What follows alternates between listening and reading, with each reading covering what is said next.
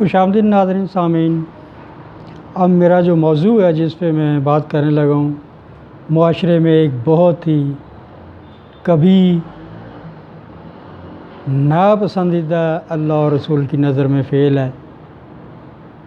چھوٹی چھوٹی باتوں پہ یہ جو موضوع ہے اس کو زیر بحث لایا جاتا ہے۔ ایسا نہیں ہونا چاہیے۔ کچھ تحمل برداشت بھی ہوتی ہے، خدا و رسول کا ڈر بھی ہوتا ہے، شریعت کیا کہتی ہے اس پہ بھی عمل کرنا چاہیے۔ اس فعل کی وجہ سے گھروں کے گھر برباد ہو رہے ہیں، جو کہ ایک نیگیٹو اور انتشار بگاڑ معاشرے میں جس کی وجہ سے اور بے راہ روی بھی کسی حد تک ہو رہی ہے، اور وہ ہے تنسیخ نکاح۔ چھوٹی سی بات ہوتی ہے، مجھے طلاق دے دیں جی، مجھے خلا دے دیں جی۔ بے شک وہ مرد کی طرف سے ہو یا عورت کی طرف سے ہو، اس کی بیگم کی طرف سے ہو، وائف کی طرف سے ہو، اگر ان کے بچے ہیں تو ان پہ بھی ترس نہیں کیا جاتا، دیکھا نہیں جاتا کہ ان کی زندگیاں برباد ہو جائیں گی، ان پہ کیا اثر پڑے گا۔ ٹھیک ہے، چھوٹی چھوٹی باتوں پہ جی میاں صاحب نے میری خواہش نہیں پوری کی جی، مجھے گاڑی کا کہا تھا شادی کے وقت، میرے ماں باپ کو کہا تھا کوٹھی لے کے دوں گا، گاڑی لے کے دوں گا، وہ ابھی تک نہیں لے کے دی، میں اس کے ساتھ رہ نہیں سکتی۔ اب میاں صاحب ہیں جی، بیوی کا تو مجھے یہ پتہ چلا تھا، اس طرح ہے، یہ جو ہے اب یہ پتہ چلا کہ یہ تو یہ ہے، میں اس کے ساتھ نہیں رہ سکتا۔ ابھی اللہ کے بندوں، جو ایک شرعی حکم کی، اللہ اور رسول کی خوشنودی کے لیے آپ نے کام کیا ہے، نکاح کیا ہے، ٹھیک ہے، اس پہ پابند بھی تو رہو نا، برداشت بھی کرو۔ کبھی دھو کبھی پیچ اختیار کیے جاتے ہیں، کبھی دھوپ ہوتی ہے تو کبھی شام بھی ہوتی ہے زندگی میں، کبھی سایہ کبھی دھوپ، کبھی غم کبھی خوشی بھی ہوتی ہے، جس کو دو ساتھیوں نے، ایک گاڑی کے دو پہیوں نے مل کر چلانا ہوتا ہے۔ اگر ایک پہیا اس میں پنچر ہو جائے تو اس کا مطلب یہ نہیں ہے کہ وہ پہیا اتار کے پھینک دیا جاتا ہے، نیا خرید کے لگا لیا جاتا ہے، کوشش کی جاتی ہے کہ اس پنچر کو ٹھیک کیا جائے۔ اب وہ پنچر پہیا مرد بھی ہو سکتا ہے، بیوی بھی ہو سکتی ہے، میاں بھی ہو سکتا ہے، بیگم بھی ہو سکتی ہے، ان دونوں میں سے کوئی بھی ہو سکتا ہے۔ گاڑی تب بھی زندگی کی چلتی ہے جب ہم لوگ برداشت کریں گے۔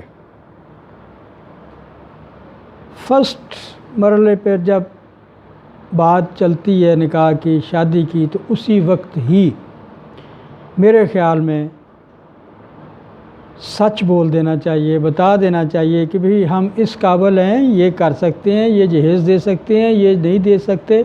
بجائے اس کے کہ شادی کے لالچ میں آ کے، جہیز کے لالچ میں آ کے لڑکی والے یا لڑکے والے کوئی غلط فیصلہ کر بیٹھیں، جو زندگیوں میں آگ، انتشار، زہر، بدامنی کا باعث بنے۔ جب یہ ساری چیزیں ہوتی ہیں، اینڈ پہ جب تصفیہ نہیں ہو پاتا، کسی طرف بات سرے نہیں لگتی، تو پھر دونوں میں سے ایک پارٹی جو بھی ہے وہ عدالت کا رجوع کرتے ہیں کہ جی ہم نے تو دعویٰ دائر کرنا ہے، عرضی دعویٰ تنسیخ نکاح کے لیے۔ اس کے لیے میں بتاؤں گا کہ پہلا سٹیپ یہ ہے کہ وہ آپ نے عدالت چوز کرنی ہے، جو کہ سینئر سول جج بااختیارات جج فیملی کورٹ ہوتا ہے، اور اس ضلع کا، اس تحصیل کا، اس کو آپ نے درخواست دینی ہوتی ہے۔ عنوان میں وہ جو مدعی ہے اس کا نام، پتہ، سارا کچھ لکھا جاتا ہے، اور ڈیفینڈنٹ مدعا علیہ کا نام، پتہ لکھا جاتا ہے۔ عرضی دعویٰ تنسیخ نکاح میں وجوہات بیان کی جاتی ہیں کہ جناب علی مدعیہ یا مدعی حسب ذیل عرض گزار ہے، وہ سٹیپ بائی سٹیپ پیراگراف کی شکل میں لکھی جاتی ہیں کہ میرا نکاح فلاں بن فلاں کے ساتھ ہوا تھا، اتنا عرصہ ہو گیا ہے، شرع محمدی منعقد ہوئی اور سارا حقوق و زوجیت ادا ہو گئے، کرنے لگے، کچھ عرصہ بعد نمبر 2، پھر 3، پھر 4، 5 اس میں اپنی وجوہات تنسیخ کے لیے جو اپلائی کیا ہے، عرضی دی ہے، دعویٰ کر رہے ہیں، وہ تنسیخ کی وجوہات بھی لکھتے ہیں۔ یہ کہ مدعی یا مدعا علیہ مدعیہ جو ہوتی ہے بتاتی ہے کہ جی کئی دفعہ متعدد بار کہا اور کہلوایا گیا کہ وہ من مدعیہ کو طلاق ثلاثہ دے کر حقوق